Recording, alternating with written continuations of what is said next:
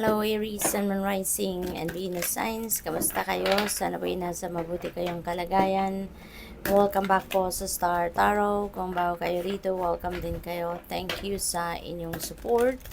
I truly appreciate it. God bless you all po, Aries. Pauna mensahe po ninyo for today. We have Page of Water. Ayan, so merong paparating, no, or papasok na or makikilala kayong bagong tao sa buhay ninyo.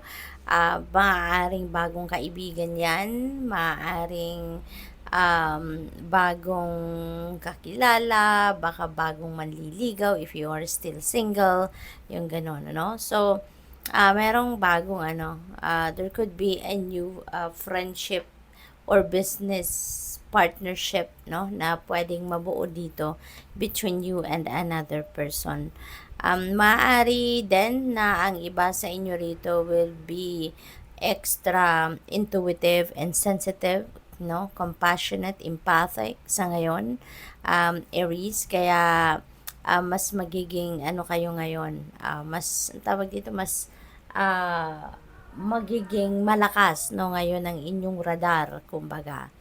What else? We have 8 of air. Ayan, so an illusion of being trapped. Yan ang sitwasyon ninyo sa ngayon. Siguro pakiramdam ninyo you're powerless. Yung hindi ninyo kayang magawa kung ano man yung mga gusto ninyong gawan sa ngayon.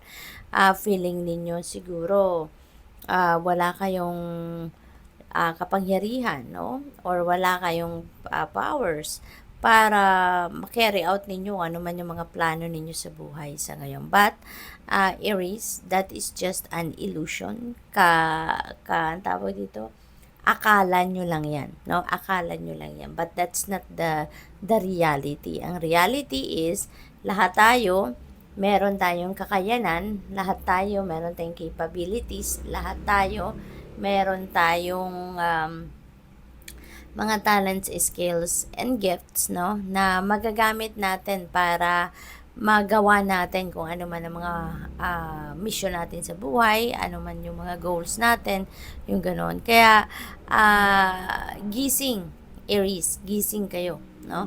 And, maging maging, tawag dito, confident kayo instead, no?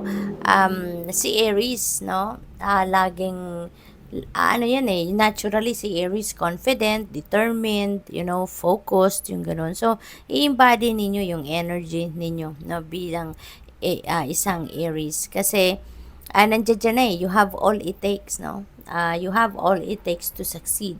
You have all it takes para ma-carry out ninyo yung mga gusto ninyong mangyari sa buhay ninyo. So, don't be afraid, no, to take action. Don't be afraid to start something small, di ba? Kasi lahat naman ng bongga nagsisimula sa simple lang. Lahat naman ng malaki nagsisimula sa maliit, 'di ba? Kaya huwag kayong matakot na mag-take action. Don't be afraid to start small, alright? We have 3 of Earth. Ayan. So, there could be people na makakatulong sa iyo dito. Maybe meron ditong mag-i-initiate ng tulong sa iyo. Baka merong mag-o-offer ng collaboration sa inyo. Yung ganon, no? At you will be able to you will be able to take action na with the help of other people siguro. Maaring tatanggapin ninyo din yung tulong na ino-offer sa iyo ng ibang tao diyan, or maybe tatanggapin din ninyo yung yung offer na support, no, ng ibang tao diyan. Kaya matututo kayo dito na makipagtrabaho, no, sa ibang tao. Kasi siguro din, Aries, ang iba sa inyo, sanay kayo na mag-isa lang kayo. Maybe komportable kayo na you are working on your own, yung ganon. Pero ngayon, baka ito na yung first time din ninyong magkakaroon kayo ng katrabaho, kasama sa trabaho, katulong sa inyong mga ginagawa. Okay? What else? We have 7 of water. Ayan. So, merong rito, opportunities, no? Various opportunities na paparating, no? At maaaring ito ay kailangan ninyong pag-isipan mabuti before you jump into a conclusion or before you jump into a decision na kung alin yung pipiliin nyo dan. So, pag-isipan ninyong mabuti, okay? You may need to do some research, do your own research para makasigurado kayo na kung ano man ang pipiliin ninyo dyan, na option dyan, eh hindi ninyo pagsisisihan, no? So, what else? We have Ace of Earth. Ayan, so this is new beginning, no? Meron siguro mga bagong kayong sisimula ng mga chapters sa buhay ninyo. At since this is an Ace of Earth, so this is a new beginning in terms of your finances. Okay?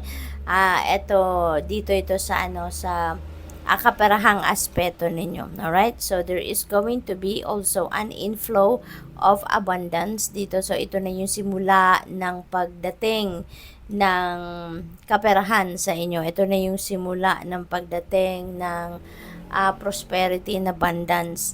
Maaari din na meron dito mga offers ng kunyari, trabaho, may offer ng siguro bagong venture, career, yung mga ganon. So, kung ano man ito, no, napaparating, this is going to be a huge blessing para sa'yo. Kasi, ito yung mga pagmumula ng continuous inflow of money. So, makakapagsimula na kayo na nabaguhin, ang inyong financial landscape for the better, no? Magkakaroon na kayo dito ng siguradong pagkukuhanan ng inyong income, no? Ang iba sa inyo rito din, no, this could be about contracts then and the documents siguro. Maaaring meron kayong mga re-reviewin sa ngayon, kailangan basahin, kailangan pirmahan, yung mga ganon. So, maybe this is about contracts sa trabaho, new job offer, or baka kontrata sa negosyo, or baka kontrata sa sale, no, ng kung ay property, mga ganon. So, reviewin muna ninyong maigi, basahin muna ninyong maigi, no, lalo-lalo ng mga fine prints na nakasulat sa dokumento na yan bago kayo pumirma. Alright? So, we have 2 of water. So, dito sa 2 of water, meron ditong relationship, no, na maaring mabuo talaga, no? So, this could be in any category, no, ng relationship. Pwedeng love and romantic relationship ito, pwede namang bagong friendship or business partnership, no?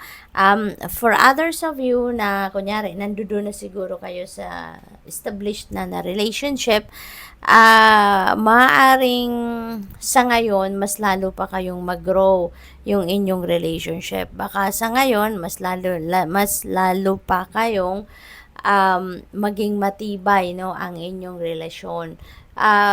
Maybe ang iba sa inyo baka may conflict na pinagdadaanan, pero at this time maaring kayo'y magkausap na, ma-address nyo na kung ano ang problema at magkapatawaran. So this could also be the time that you're going to reconcile, no, with your person. We have 10 of Earth. Ayan, napakaganda ni 10 of Earth kasi si 10 of Earth, this is about wealth, this is about money, no? At masayang pamilya, no? Maaring ang pamilya ninyo masayang-masaya, contented, no?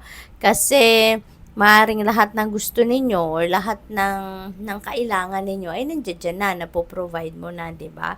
Kaya meron na siguro kayong financial security, stable na kayo financially, you can already provide for yourself and for the rest of your family. Hindi lang kung hanggang kailan lang, no, but could be for the long term. Kaya masaya, no, ang inyong pamilya. So good luck. Thank you for watching. Love and light. Namaste.